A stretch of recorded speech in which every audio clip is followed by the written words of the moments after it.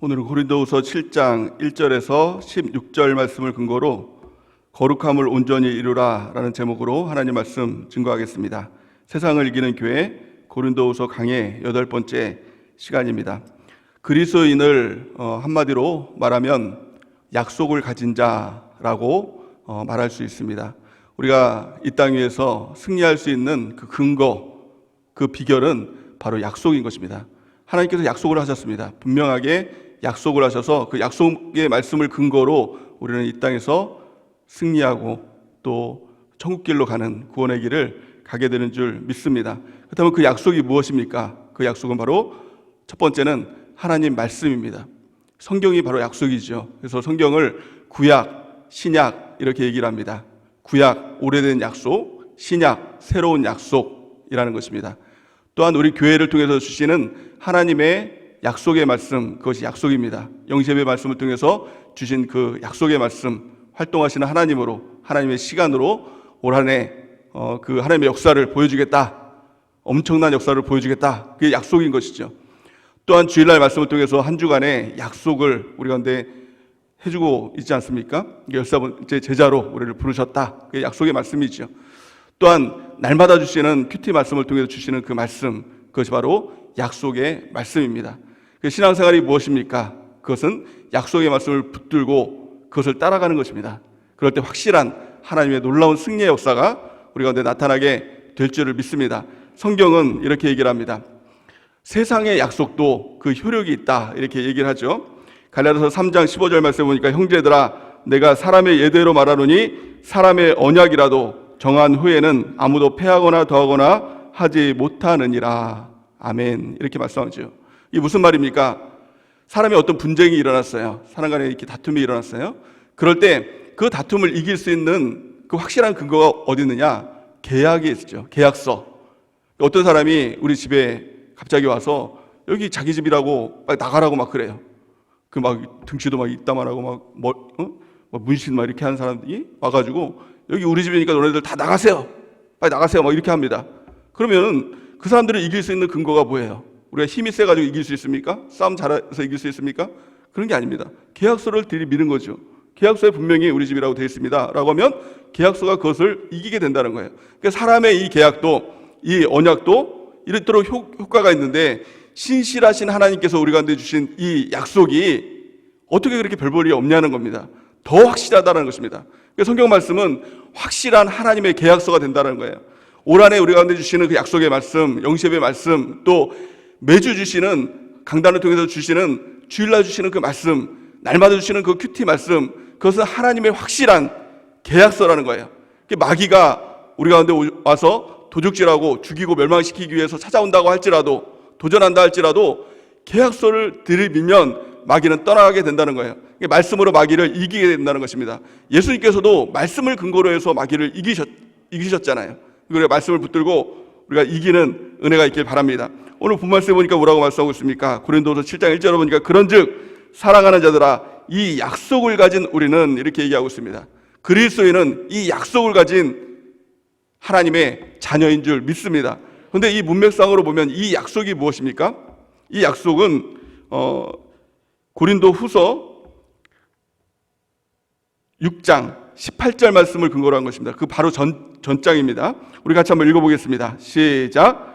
너희에게 아버지가 되고 너희는 내 자녀가 되리라. 전능하신 주의 말씀이니라 하셨느니라. 아멘. 이것이 우리 가운데 주시는 확실한 약속, 하나님의 계약이 된다는 것입니다.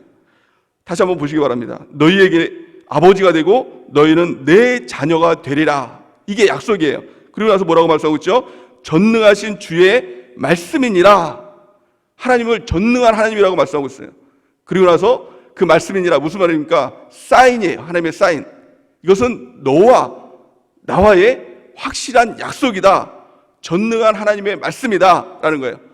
그 확실한 약속이 뭐예요? 하나님이 우리 아버지가 되어주시고 우리 하나님의 자녀다라는 겁니다. 이것이 우리 가운데 확실한 믿음이 된다면 이 땅에서 두려워할 일이 뭐가 있어요? 마귀가 두려워요? 고난이 두려워요? 환난이 두려워요? 병이 두려워요? 가난이 두려워요? 두려워할 것이 없다는 거예요. 아니 하나님이 우리 아버지가 되는데 든든한 백이 있는데 뭐가 두렵겠습니까? 세상에도 마찬가지죠. 아니, 우리 아버지가 빌 게이츠인데 돈 때문에 전전긍긍하겠습니까? 그럴 일이 없잖아요. 근데 하나님은 빌 게이츠보다 더 위대하시고 어떤 하나님이다? 전능한 하나님이시다. 전능한 하나님이 너는 내 아들이야 라고 약속하신 것입니다. 우리 약속의 말씀을 붙들고 이 땅에서 승리하는 은혜가 있길 바랍니다. 그래서 이 땅에서 우리가 살아가는 이유, 우리가 신앙생활하는 이유가 무엇입니까? 그것은 하나님의 자녀가 되기 위해서 살아가고 신앙생활하는 것이 아닙니다. 이것은 하나님께서 우리 가운데 주시는 확실한 약속이에요. 예를 들어서 저에게 두 자녀가 있는데요, 두 자녀가 어느 날 공부를 되게 열심히 합니다. 뭐 그런 날은 별로 없지만 예를 들어서 공부를 열심히 해요. 그래서 웬일이냐? 너네가 이렇게 공부를 열심히 하냐? 라고 물어봤더니 얘네들이 하는 말이 공부 열심히 해서 저는 아버지의 아들이 되고 싶어요. 그러면서 하면 얼마나 답답하겠어요. 뭐 공부 열심히 한다는 거는 뭐 좋은 일이겠지만 아니야, 너는 이미 내 아들이야. 물론 공부 못하면 안 되겠지만 공부 못해도 너는 이미 내 아들이야. 이렇게 얘기하지 않겠어요? 그러니까 하나님도 마찬가지예요. 우리가 뭔가 열심히 해서, 열심히 신앙생활해서, 열심히 전도해서, 또 열심히 성경 보고, 열심히 예배드리고, 그래서 하나님의 자녀가 되는 것이 아니라 하나님의 자녀는 하나님께서 우리를 택하시고 부르신 확실한 약속인 것입니다. 그때 우리가 이 땅에 살아가는 이유가 무엇입니까? 우리가 신앙생활하는 이유가 무엇이죠? 그것은 자녀가 되기 위해서 신앙생활하는 것이 아니라 자녀답게 살기 위해서 이 땅을 살아가고 자녀답게 살기 위해서 신앙생활하는 줄 믿습니다. 그 자녀답게 사는 것이 무엇입니까? 오늘 성경은 이렇게 말씀하고 있죠. 고린도후서 7장 1절 우리 같이 한번 읽어보겠습니다. 시작. 그런즉 사랑하는 자들아, 이 약속을 가진 우리는 하나님을 두려워하는 가운데서 거룩함을 온전히 이루어 육과 영의 온갖 더러운 것에서 자신을 깨끗하게 하자. 아멘. 하나님의 자녀답게 사는 그 방법이 무엇입니까? 그것은 하나님을 두려워하는 가운데 사는 것입니다. 하나님을 만만하게 보는 것이 아니에요. 하나님이 실존하신다면, 실제하신다면, 그 하나님의 존재 앞에 있다면 그 두려움, 경외심이죠. 그 경외심을 갖는 것입니다. 경외심 가운데 무엇을 해야 됩니까? 하나님을 두려워하는 가운데 거룩함을 온전히 이루라는 거예요. 또한 온갖 육과 영의 온갖 더러운 것에서 자신을 깨끗하게 하라라는 것입니다. 하나님의 기준, 하나님의 자녀의 기준은 뭐예요? 거룩입니다. 깨끗하게 되는 것입니다. 온전하게 되는 것입니다. 그냥 얼마만큼 이 정도면 됐지, 이게 아닙니다. 완전한 거룩함, 온전한 거룩함, 이것이 하나님 자녀다운 삶의 모습인 줄 믿습니다.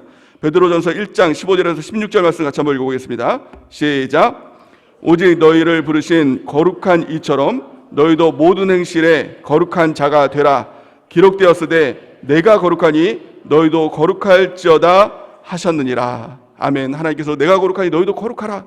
이 아버지가 아들에게 하는 거예요. 내가 거룩하니까 너도 자녀답게 거룩한 삶을 살아야 된다, 이렇게 명령하는 것입니다. 그런데 우리가 거룩한 삶을 살려고 노력해 보셨습니까? 노력 한 번쯤 해보셨죠? 그게 되던가요? 안 되더라고요. 내가 거룩하게 살아야지, 깨끗하게 살아야지 작심은 하는데 작심 3일도 안 가더라고요. 그 다음날 금방 무너지고 또 깨지고, 아유 나는 안 되나 보다, 나는 또 안 택했나 보다, 맨날 이런 삶. 그러니까 왜 그렇습니까? 내 자신의 노력으로는 이게 안 되는 겁니다. 하나님께서 그렇게 되게 하시는 거예요. 무엇을 통해서? 성령, 성경, 교회를 통해서 하나님께서 우리를 그렇게 만들어 가시겠다는 거예요. 그러니까 너희가 거룩하라라는 것은 너희가 열심히 해야 돼라는 것이 아니라 하나님의 의지인 것입니다. 내가 거룩하니까 너도 내가 거룩하게 만들어줄 것이다, 너도 자녀답게 만들어줄 것이다 라고 하는 하나님의 약속인 것입니다. 그래서 우리가 붙들어야 될 것은 무엇입니까? 하나님께서 우리가 주신 성령, 성경, 교회를 꽉 붙들어야 되는 것입니다. 그 중에서 가장 기초가 무엇일까요? 가장 핵심이 무엇일까요? 그것이 바로 교회입니다. 하나님께서 성령을 주실 때 어디를 통해 주십니까? 교회를 통해 주십니다. 말씀을 주실 때 어디를 통해 주십니까? 교회를 통해 주십니다. 내 교회가 없으면, 교회가 없으면 하나님께서 말씀하셔도 그 말씀을 듣지 못합니다. 성령을 주셔도 그 성령을 받지 못한다는 거예요. 하나님께서 마지막 때에 성령이 교회에게 하시는 말씀을 들어라, 이렇게 말씀하고 있죠. 요한계시록 2장 7절 말씀 우리 같이 한번 읽어보겠습니다. 시작. 귀 있는 자는 성령이 교회들에게 하시는 말씀을 들을지어다. 이기는 그에게는 내가 하나님의 낙원에 있는 생명나무의 열매를 주어 먹게 하리라. 아멘. 이게 마지막 때 하나님께 주시는 말씀이죠. 귀 있는 자는 성령이 교회에게 주시는 말씀을 들어야 된다. 무슨 말입니까? 성령, 성경, 교회, 이 세 가지가 있는 것이죠. 근데 어디에 주시는 것입니까? 교회에 주시는 거예요. 교회가 없는 사람은, 내 교회가 없는 사람은 하나님의 그 말씀을 들을 수가 없고 성령이 오셔도 성령을 받을 수가 없는 것입니다. 그래서 가장 중요한 것은 교회에 붙어 있는 거예요. 또한 그 말씀을 들을 때 이기는 그에게, 그 말씀을 통해서 하나님께서는 이기게 하시는 것입니다. 거룩하게 만들어 주시는 것입니다. 또 내가 하나님의 낙원에 있는 생명나무의 열매를 주어 먹게 하리라. 그 천국길로 하나님께서 그 길로 인도해 주신다는 거예요. 가장 핵심이 무엇입니까? 교회에 붙어 있는 거예요. 이게 마지막 때에 유일하게 우리가 주님의 자녀로서, 주님의 자녀로서의 삶, 또 승리할 수 있는 유일한 비결이 된다는 거예요. 가장 근본적이라는 거예요. 자기 교회가 없는 사람은, 또 교회에 붙어 있지 않으면 다 무너지게 되는 거예요. 다 깨어지게 되는 거예요. 다 구원의 상실을 경험하게 되는 것입니다. 그러기에 우리가 교회에 붙어 있는 은혜가 있길 바랍니다. 그렇다면 교회에 어떻게 붙어 있는 것입니까? 어떤 집사님이 그러더라고요. 맞아요, 목사님. 내 교회에 붙어 있겠습니다. 내가 껌딱지처럼 붙어 있을게요. 이렇게 얘기를 합니다. 그래서 제가 그러면 안 된다고 얘기했어요. 껌딱지처럼 붙어 있으면 껌딱지는 띄어야 되잖아요. 어차피 띄어야 될 존재예요. 우리가 지체로 붙어 있는다는 것은 아무 곳에나 붙어 있는 것이 아니에요. 지체로서 붙어 있는다고 할 때 머리에 이렇게 붙어 있어요. 그걸 뭐라 그래요? 혹이라고 얘기하죠. 그것은 수술해서 띄어야 될 존재예요. 어떤 사람은 턱에 붙어 있어요. 김일성처럼. 그럼 턱에 붙어 있으면 이거 띄어야 될 존재예요. 배꼽에 붙어 있어요. 배꼽에 또 다 띄어야 될 존재예요. 하나님의 원리를 가만히 보니까 지체를 가만히 봤어요. 제가 거울을 보면서 지체가 어디에 붙어 있을까? 저 연구를 좀 하는 사람이거든요. 연구를 좀 해봤어요. 지체가 어디에 붙어 있을까? 하나님은 분명히 교회는 그의 몸이니 이렇게 말씀하잖아요. 그리고 우리는 지체다라고 이렇게 말씀하는데 지체를 어디에 붙여놨을까라고 가만히 봤더니 모든 지체가 아무 곳에 붙어 있는 것이 아니더라고요. 어디에 붙여 있냐면 이 마디에 붙어 있더라고요. 마디와 마디를 통해서 이게 붙어 있고 그 외에 붙어 있는 것들은 다 혹이죠. 띄어야 될 암덩어리죠. 그러니까 우리가 어디에 붙어 있어야 됩니까? 마디에 붙어 있어야 되는 거예요. 그럴 때 온전한 지체를 이루고 자라남을 경험하게 된다라고 성경은 말씀하고 있는 것입니다. 고린도서 2장 19절 말씀을 우리 같이 한번 읽어보겠습니다. 시작. 온몸이 머리로 말미암아 마디와 힘줄로 공급함을 받고 연합하여 하나님이 자라게 하심으로 자라나느니라. 아멘. 온몸이 마디를 통해서예요. 마디를 통해서. 그렇다면 마디가 무엇입니까? 교회 안에 마디가 누구죠? 그것이 바로 영적 리더인 것입니다. 그래서 사도 바울은 이렇게 얘기를 합니다. 오늘 본 말씀을 통해서 고린도후서 7장 2절에서 3절 말씀 같이 한번 읽어보겠습니다. 시작. 마음으로 우리를 영접하라. 우리는 아무에게도 불의를 행하지 않고 아무에게도 해롭게 하지 않고 아무에게도 속여 빼앗은 일이 없노라. 내가 이 말을 하는 것은 너희를 정죄하려고 하는 것이 아니라 내가 이전에 말하였거니와 너희가 우리 마음에 있어 함께 죽고 함께 살게 하고자 함이라. 아멘. 사도 바울은 분명히 이렇게 얘기합니다. 너희가 마음으로 우리를 영접하라라는 거예요. 우리가 누구입니까? 영적 리더예요. 우리 영적 리더를 영접해야 된다는 것입니다. 또한요, 이 3절 하반절 말씀에 보니까 너희가 우리 마음에 있어 함께 죽고 함께 살고자 함이니라.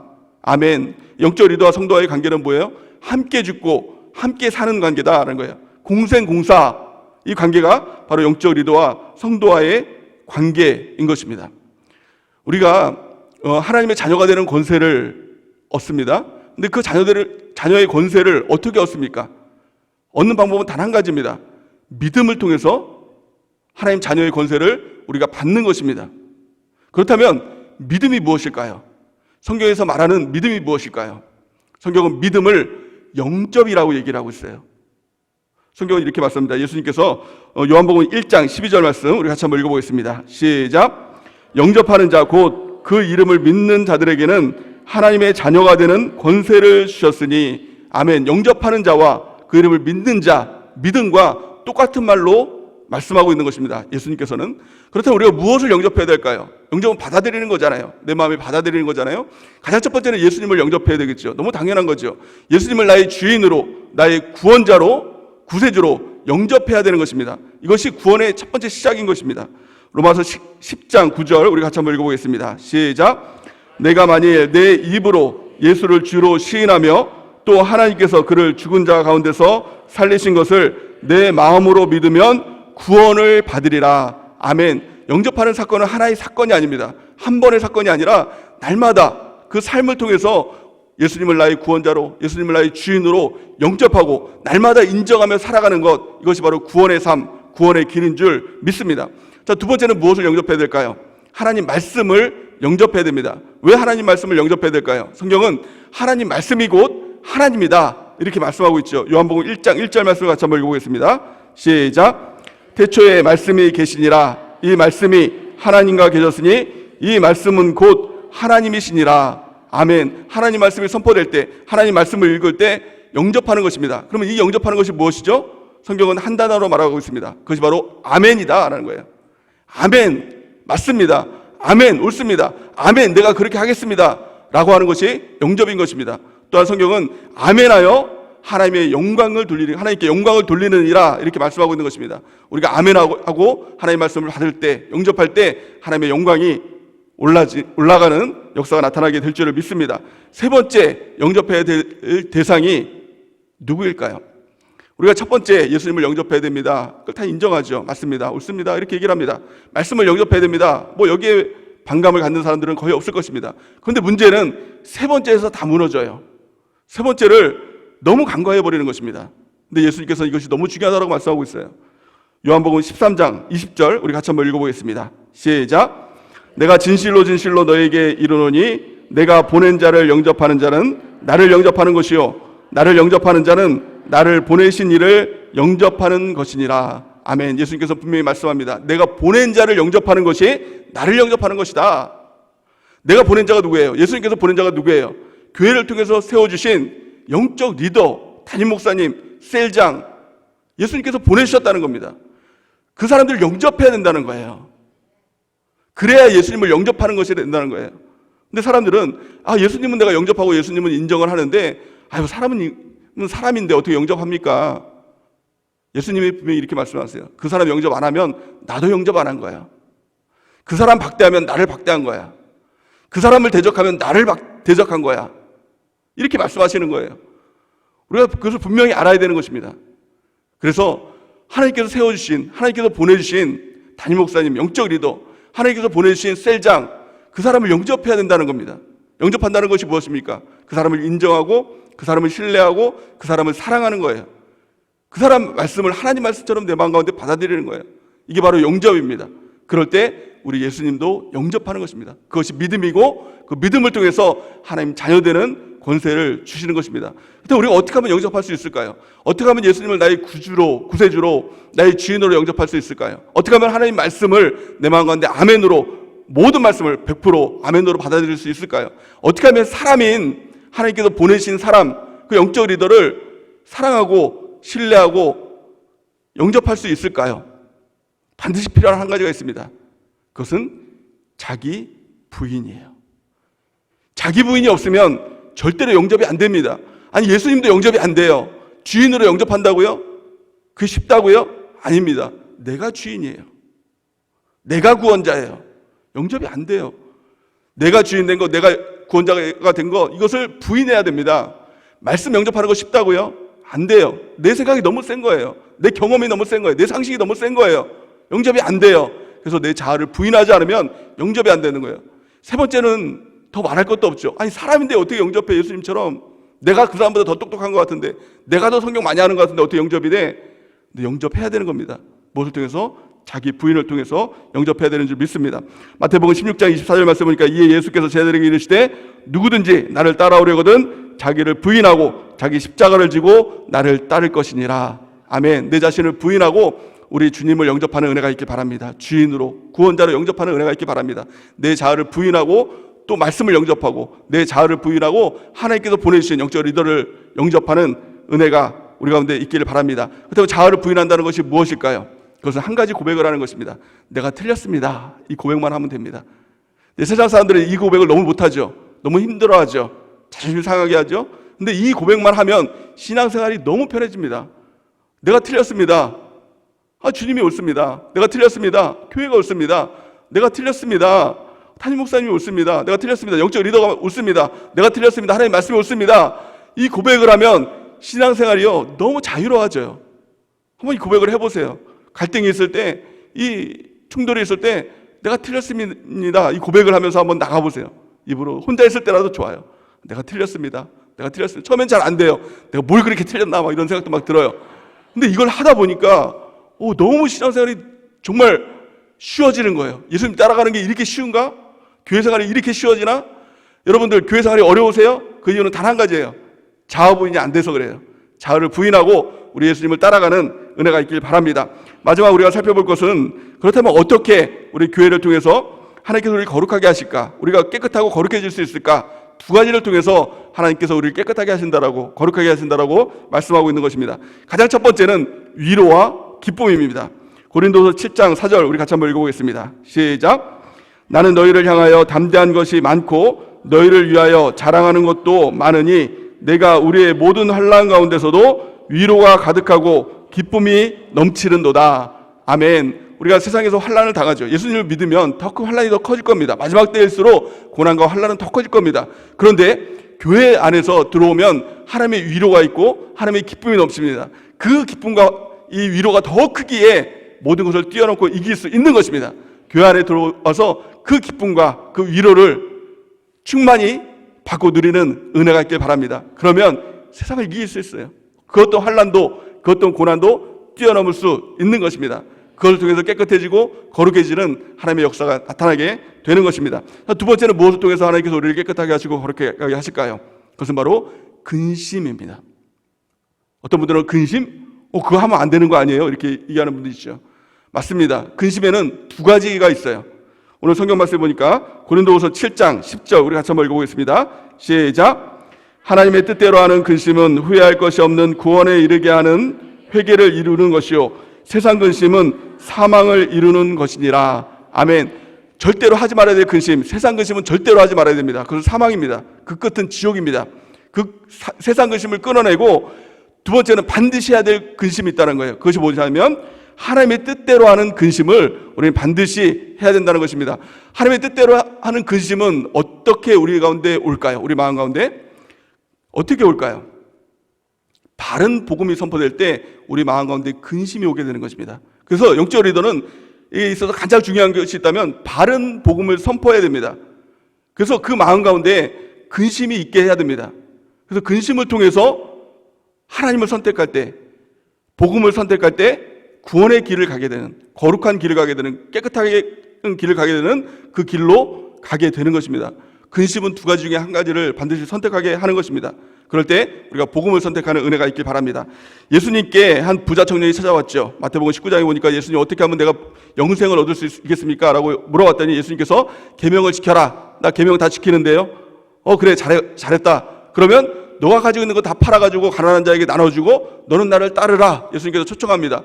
무엇을 초청한 것입니까? 너는 13번째 제자로 나를 따르라. 얼마나 큰 복이에요. 근데 이 청년이 근심한 겁니다. 예수님께서는 근심을 줬어요. 두 가지를 선택하게 해주셨어요. 무엇을 선택하게 해주셨죠? 부자가 될래, 제자가 될래. 둘 다 4자로 끝나네요. 부자가 될래, 제자가 될래.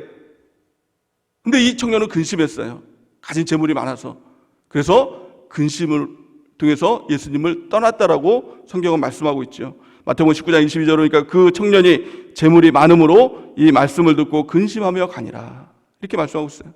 우리 영적 리더들은요, 이 근심, 이 도전을 줘야 되는 것입니다. 그래서 하나님을 선택할 것인지, 세상을 선택할 것인지, 마귀를 선택할 것인지, 하나님을 선택할 것인지, 복음을 선택할 것인지, 자아를 선택할 것인지, 이걸 선택하고 근심을 통해서 복음을 선택하고 하나님을 선택함을 통해서 우리가 거룩하고 깨끗한 삶을 살아가게 될 줄을 믿습니다. 또한 구약 성경에 보면은 하나님을 선택함을 통해서 회개에 이르는 한 사람이 나오죠. 그 사람은 바로 다윗입니다. 다윗이 죄를 지었습니다. 밧세바를 범함을 통해서 그가 죄를 짓죠. 나단 선지자가 하나님의 말씀을 가지고 그를 찾아가서 그 죄를 지적을 합니다. 만약에 이 나단 선지자의 말이 없었다면 이 범죄는 그냥 묻혀졌을 것입니다. 완전 범죄로 끝났을 것입니다. 다윗에게 뭐 근심 같은 게 없었을 거예요. 근데 나단 선지자는 하나님의 말씀을 가지고 선포를 하죠. 당신이 죄인입니다 라고 선포했을 때 다윗은 그 말씀을 가지고 하나님 앞에 통회하고 자복하기 시작합니다. 상한 마음을 가지고 나가기 시작합니다. 이게 뭐예요? 이게 바로 근심이에요. 성경은 이렇게 말씀하죠. 시편 51편 17절 우리 같이 한번 읽어보겠습니다. 시작. 하나님께서 구하시는 제사는 상한 심령이라. 하나님이여 상하고 통회하는 마음을 주께서 멸시하지 아니하시리다. 아멘. 우리가 하나님의 말씀을 들을 때도 이 마음이 있어야 됩니다. 근심하는 마음, 상하고 통회하는 마음을 통해서 우리가 하나님을 선택하고 복음을 선택하고 말씀을 선택해서 우리 가운데 거룩하고 깨끗한 삶으로 나아가는 것입니다. 이 사도 바울은 오늘 본 말씀에서 이렇게 말씀하십니다. 또 고린도후서 7장 11절 우리 같이 한번 읽어보겠습니다. 시작. 보라, 하나님의 뜻대로 하게 된 이 근심이 너희로 얼마나 간절하게 하며 얼마나 변증하게 하며 얼마나 분하게 하며 얼마나 두렵게 하며 얼마나 사모하게 하며 얼마나 열심히 있게 하며 얼마나 벌하게 하였는가. 너희가 그 일에 대하여 일체 너희 자신의 깨끗함을 나타내었느니라. 아멘. 이 모든 일들이 교회를 통해서, 영적 리더와 나와의 관계를 통해서 하나님께서 근심을 주시고 또 거룩하고 깨끗하게 하시는 하나님의 계획 가운데 있는 것입니다. 무엇보다도 중요한 것, 우리는 교회의 지체가 되어야 됩니다. 마디를 통해서, 영적 리더를 통해서 우리는 붙어 있어야 되는 것입니다. 그리고 서로 상합하고 결합됨을 통해서 자라나야 하는 것입니다. 또한 교회를 통해서 하나님께서 주시는 위로와 그 기쁨을 누려야만 하는 것입니다. 또한 두 번째는 반드시 하나님께서 우리 가운데 주시는 하나님의 뜻대로 하는 근심을 통해서 우리가 거룩한 삶을 살아가야 되는 것입니다. 우리가 정말 하나님의 자녀답게 우리 교회 안에서 거룩하고 깨끗한 사람이 되어서 정말 하나님의 자녀다운 삶으로 이 땅을 살아가는 은혜와 축복이 넘치기를 예수님의 이름으로 간절히 축원해 드립니다.